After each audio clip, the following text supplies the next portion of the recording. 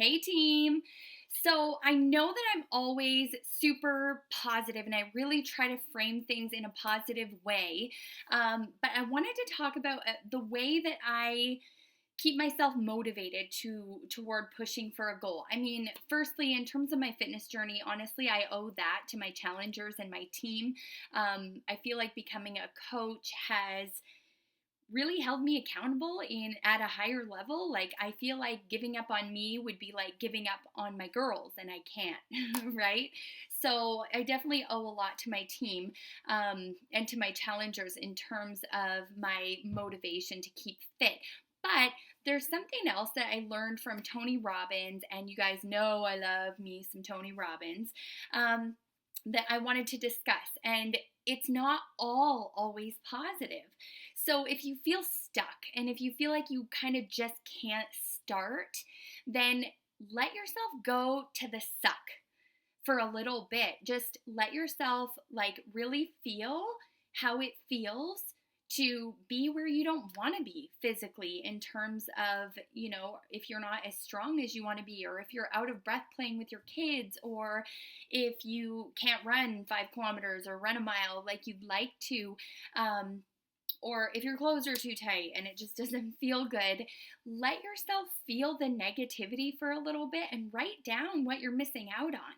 Like, write down what you're missing out on because you're not doing what you need to do to take care of your body, and feel the emotions. I did that and it hurt. Like, like it hurt. It wasn't fun to go there. And I feel like a lot of us feel these emotions in little ways every day. Like, you get dressed in the morning, you try on 5 things because you can't find something that fits perfectly.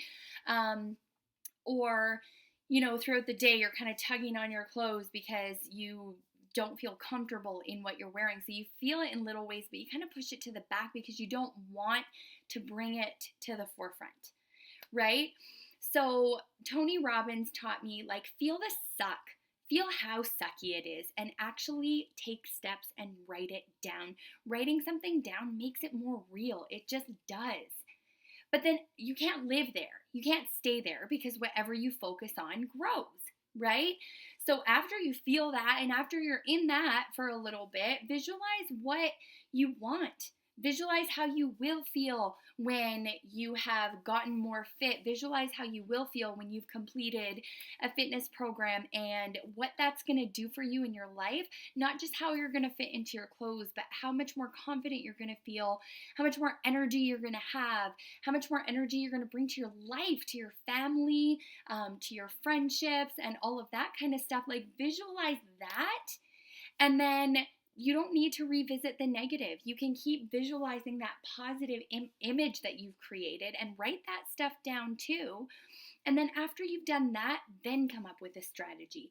Then come up with how you're going to accomplish the goal that you set for yourself.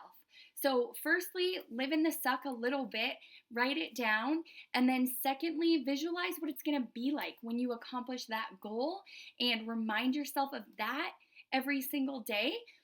And then thirdly, write down your strategy. What are you going to do? Because you know what, guys? Hustle beats expertise every time. Like, every time. You don't need to be an expert to not eat cookies at night. You don't need to be an expert or a personal trainer to go for a short jog or to go for a walk or whatever it is, right? You can do things for free. You don't have to join a gym. You don't have to join one of my fitness challenges.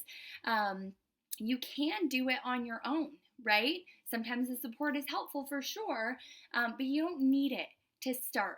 So I really hope this helps you guys. It really did help me, and it made a difference not only in my fitness journey, but I do this in areas that I want to improve for my life as well, for my work, and for my relationships. So I hope that this is as helpful for you as it was for me.